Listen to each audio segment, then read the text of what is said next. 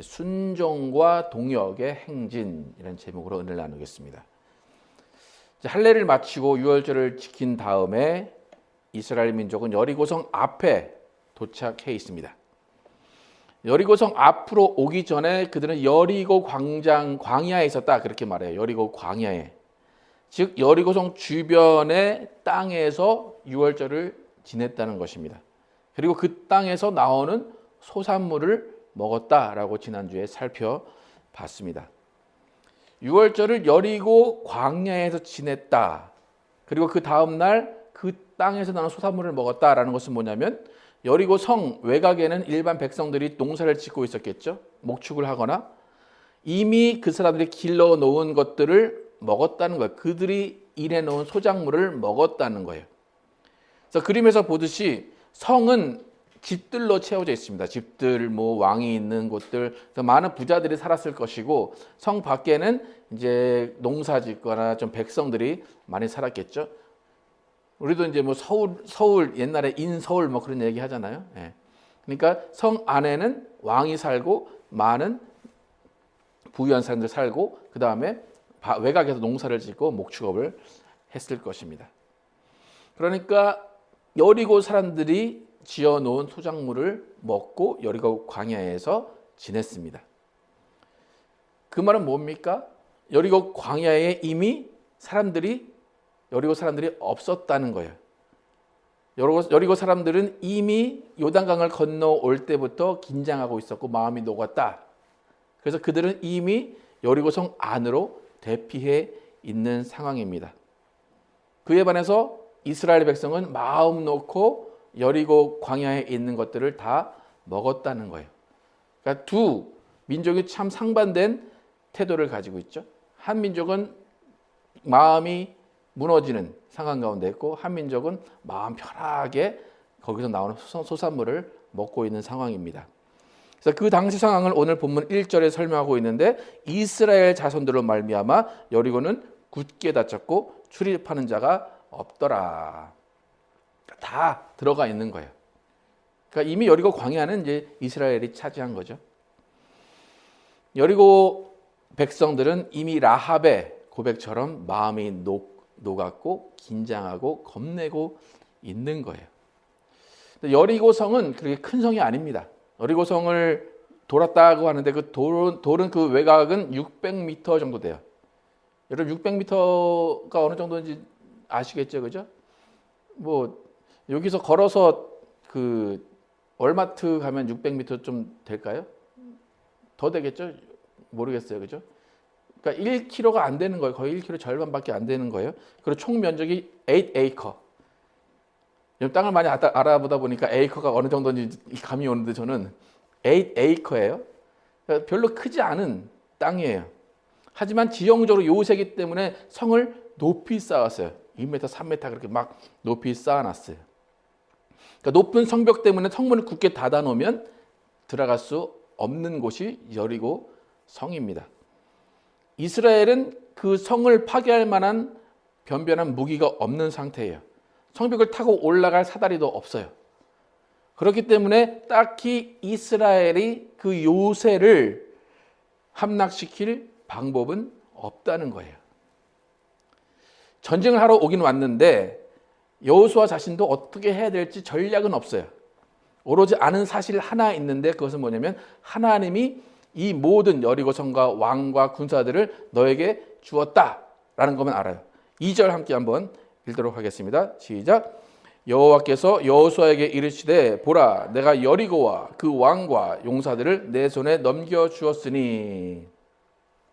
이 사실 하나만 알아요. 그리고 여호수아는 전략이 없어요. 하나님은 여호수아에게 여리고와 그 왕과 용사들을 너에게 넘겨줬다라고 했어요. 과거 완료예요. 이미 넘겨준 거예요. 전쟁을 하지도 않았는데. 근데 영어 표현으로 보면 더 확실해요. See, 봐라. I have delivered Jericho into your hands. delivered 했대요. delivered. 손에다 갖다 줬다는 거예요. 그죠? 여러분 집에 있으면 딜리버리 하면 집으로 갖다 주듯이 가만히 앉아 있는데 손에다 갖다 줬다는 거예요. 이미 하나님은 여리고와 그 왕과 용사들을 여호수아의 손에 넘겨 주셨습니다. 그리고 넘겨주신 그 작전에서 더 디테일한 설명을 해주시는데 이 디테일한 설명도 너무나 간단해요. 그렇게 큰 일을 하는 것이 아니에요.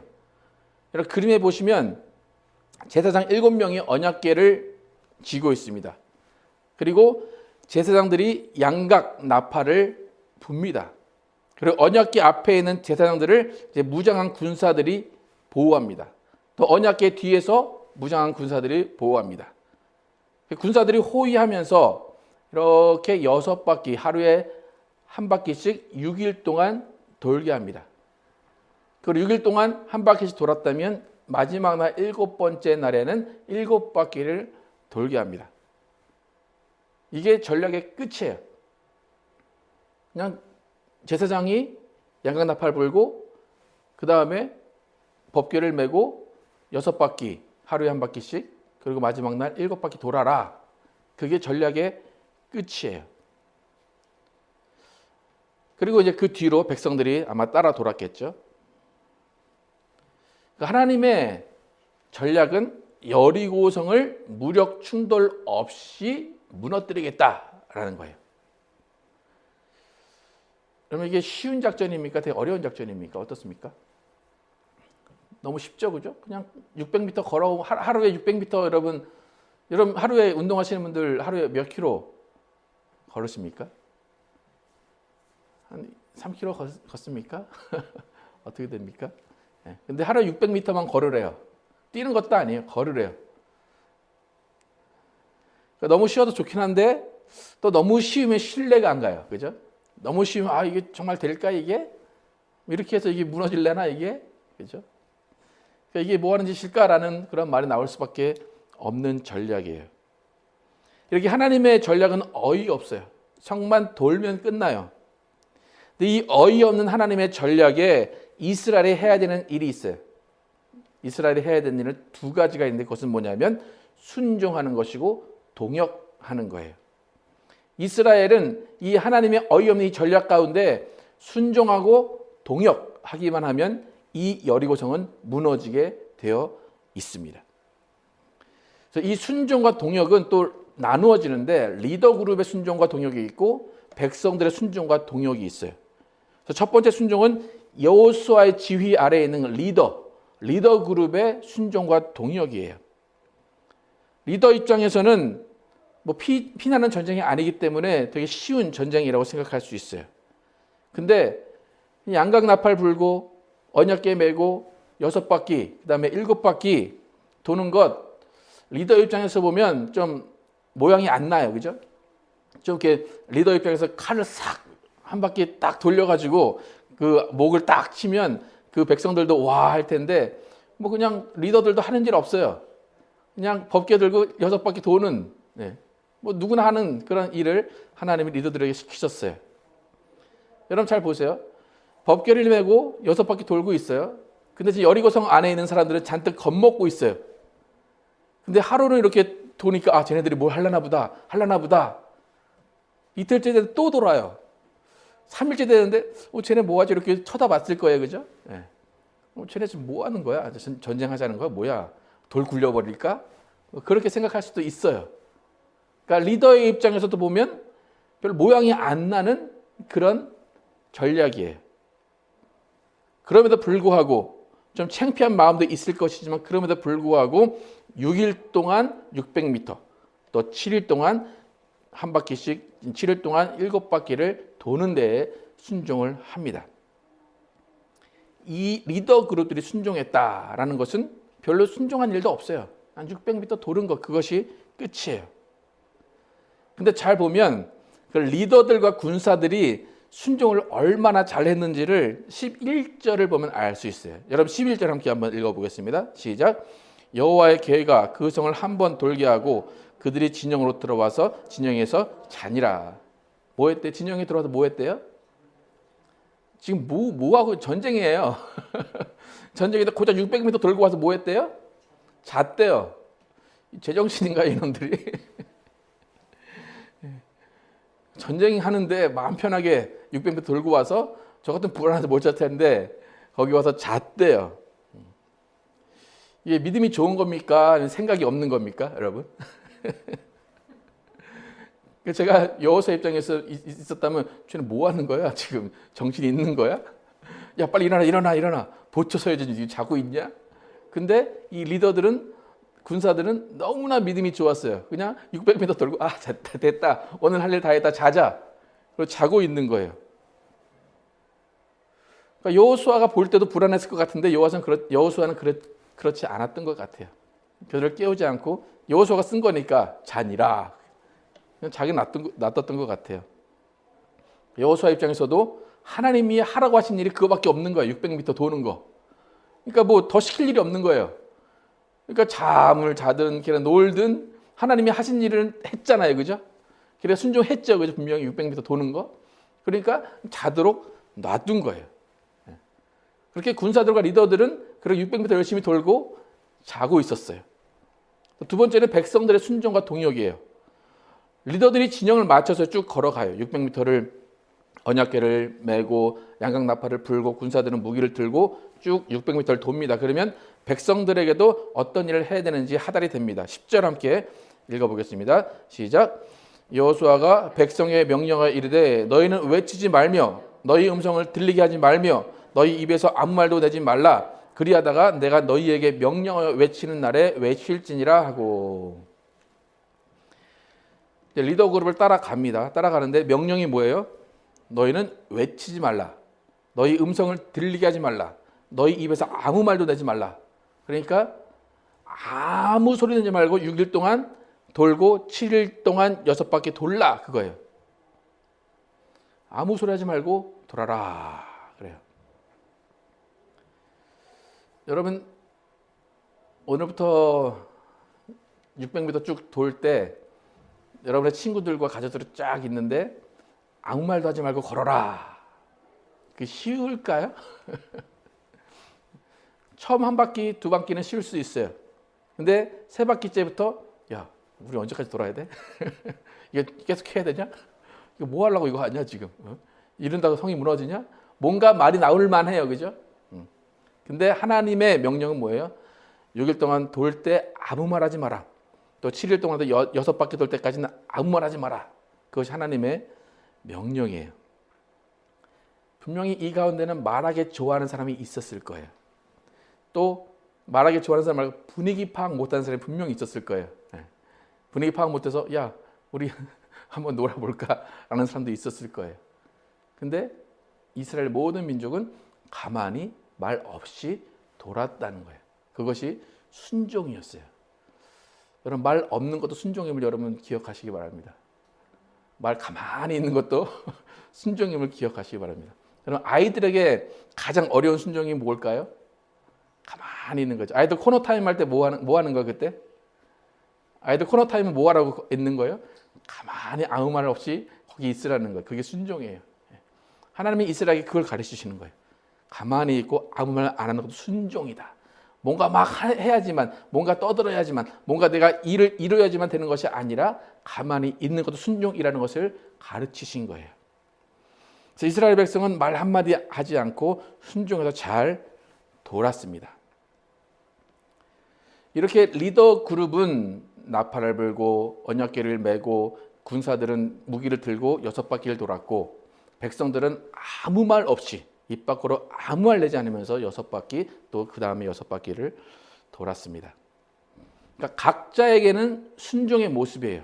너 말하지 마, 너 말하지 마. 각자에게 순종의 모습이고 그걸 전체로 볼 때는 동역한 거예요. 그 중에 한 명이라도 말을 했다면 여리고성은 무너지지 않는 거예요. 그 작전은 실패하는 거예요. 그런데 모두가 하나님이 이 명령을 하셨어. 그리고 내가 떠들면 이 여리고성은 무너지지 않아 라는 생각으로 동역했다는 거예요. 그러니까 이 여리고성을 도는 이 모습은 순종과 함께 동역이라는 거예요. 그러니까 우리가 맡은 하나의 각 개인이 맡은 일이 있다면 또 그 일을 통해서 함께 해야 되는 일들이 분명히 있다는 거예요. 그래서 여리고성은 동역과 순종으로 무너진 거예요. 그래서 같은 장소, 같은 시간에 있을 때는 동역의 마음이 있는 것이고 각자의 주어진 것에는 순종이 있다는 거예요. 저는 이 설교를 준비하면서 6일째 6바퀴 돌잖아요.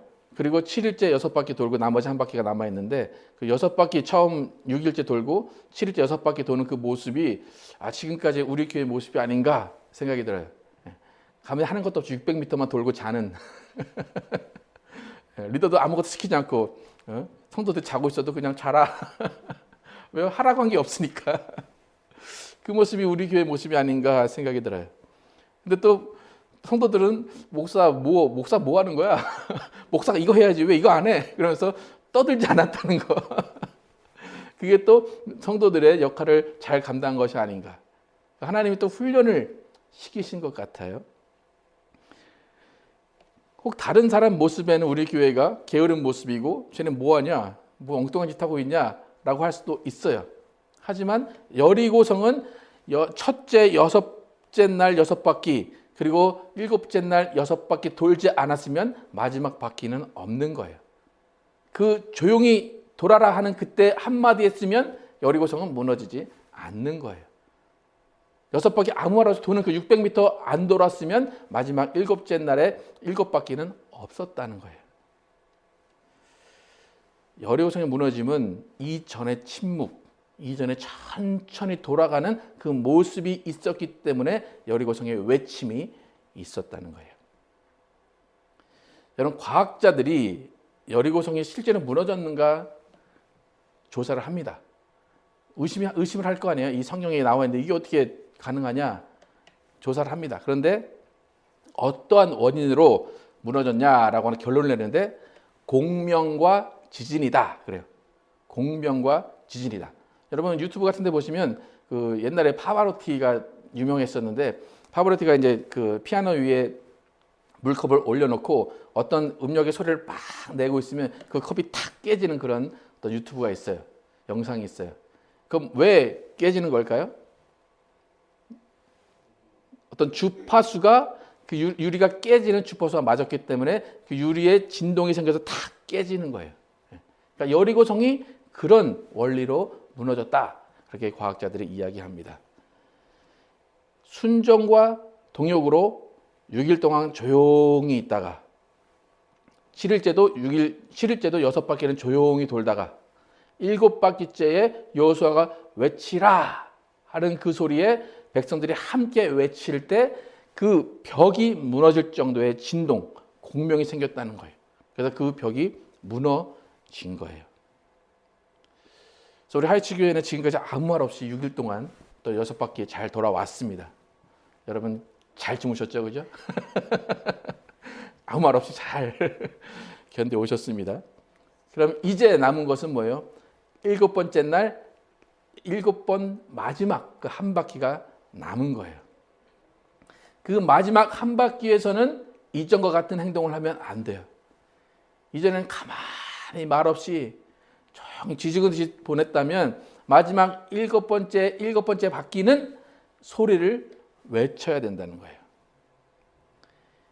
아까도 찬양했지만 큰 소리 외치며 나아갈 때 이 산지를 주소서라고 외치는 그 소리 가운데 진동이 일어난다는 거예요. 이제는 우리가 한 목소리로 외쳐야 될 때예요. 우리는 이 산지를 내게 주소서라고 외쳐야 돼요. 목사는 이 산지를 내게 주소서 하는데 그 산지는 너나 가져라. 그러면 안 된다는 거예요.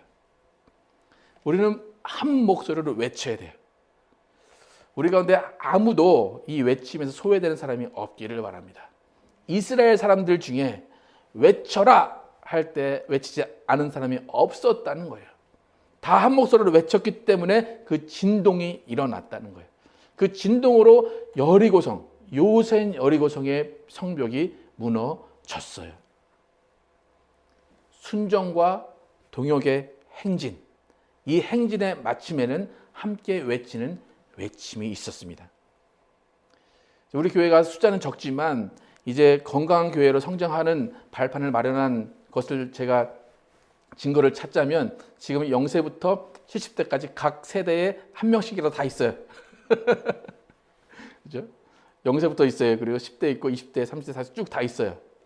그건 뭐예요? 각 세대가 각자의 소리를 내라는 걸까요? 각 세대가 소리를 외치되 한 목소리를 내라는 거예요. 빈틈이 없는 거예요. 그죠? 하나라도 비어있으면 그 소리가 진동이 날 수 없어요. 근데 이제는 진동이 날 수 있다는 거예요. 그래서 온 교회가 교회의 철학과 교회의 방침에 맞게 한 목소리를 내야 돼요.